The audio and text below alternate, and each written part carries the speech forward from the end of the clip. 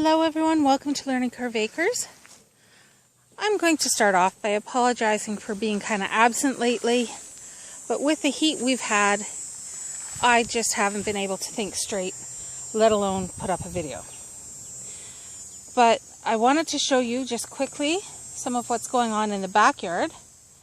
So this is one of our cedar raised beds that we have out back. There's the other one sitting kind of empty. And we just put in some leftover plants that we had. I had a whole bunch of these mini white currant tomato plants that had gotten going, and we put them in, and we put in some spaghetti squash that started from saved seed. And now we're actually starting to get fruit. Now, the whole purpose of this was supposed to help feed the animals, the animal garden. And this is just taking off. It's doing wonderful. We also have a couple pumpkins in here that are doing well.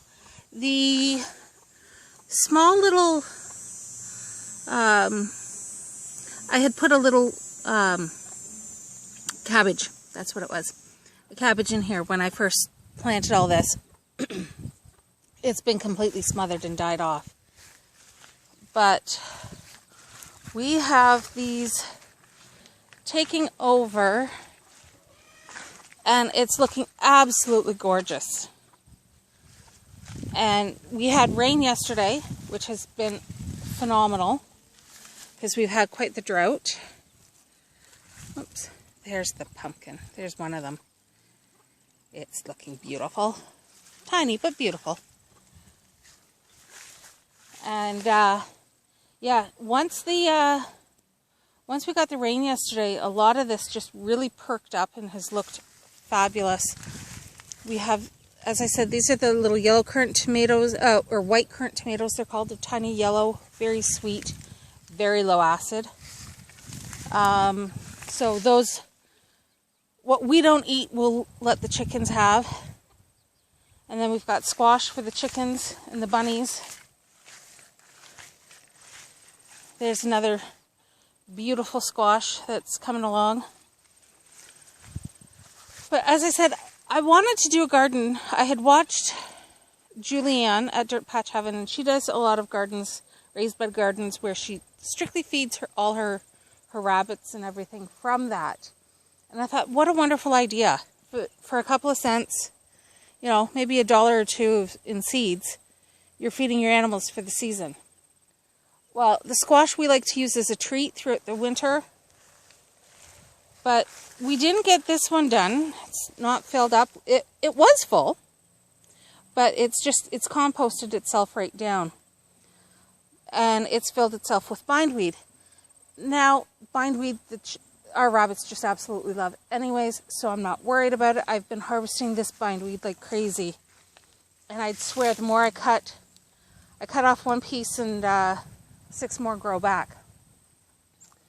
And I've also been just taking grass, the long grass from this old dilapidated garden, raised bed, and feeding it to the rabbits as well. We have a couple of milkweeds in here which we're trying to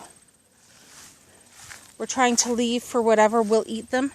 Now, I had hoped for monarchs. I don't know what these guys are, but we'll find out. But as long as they're able to eat them, that's fine. Usually we have several monarchs in the house by now at this point, but this year I'm not doing that. So this is one of the things we've been doing out in the backyard this year.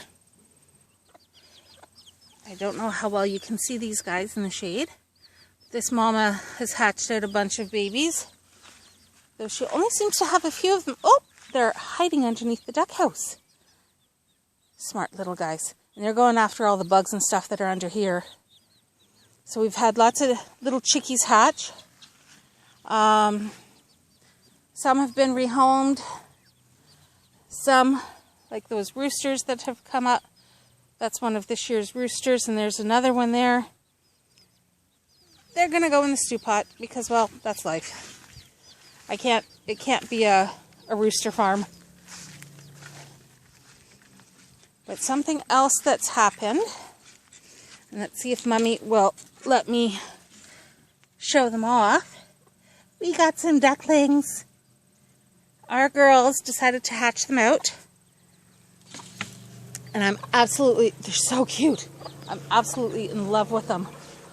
But because we don't really have room for a lot of ducks right now, we have already made arrangements for these cutie pies to go to a new home very shortly. So it'll be a bittersweet day, but that's okay. They'll go to, I know they're going to be absolutely spoiled rotten. Now, one last thing, and what we're doing for some free forage for our birds is we have all these wild grapes growing on the trees, and they're now coming down onto this fence, which not only looks beautiful, but those wild grapes, the chickens will climb these trees. I have one girl, Mo, who will literally, you'll see her start hopping her way from branch to branch, and she'll end up all the way up, and then she'll fly down onto here, and then fly down onto the ground. Right, Batman? Right. So we're letting this go kind of crazy because the trees that are under it a lot of these trees have died off previous to us even being here. So we're just letting them now be the framework for these grapes. So anyways, I did promise this would be quick, but I also promised someone a quick shot of a certain little girl. All right, so Jason, Sadie, hi baby. Aw, good girl. So there you go. You can see she's spoiled. She's living in the house right now because when we went to put her cage out in the rabbitry, we discovered that the floor was rotten, and so that wasn't going to work. But she's absolutely spoiled here. She's got a fan going. She gets ice bottles when it's too hot. Well, all the rabbits get ice bottles when it's too hot. And she is just absolutely loving life. And she spends a good deal of time outside the cage as well. There you go. She's giving you kisses, Jason. All right, take care.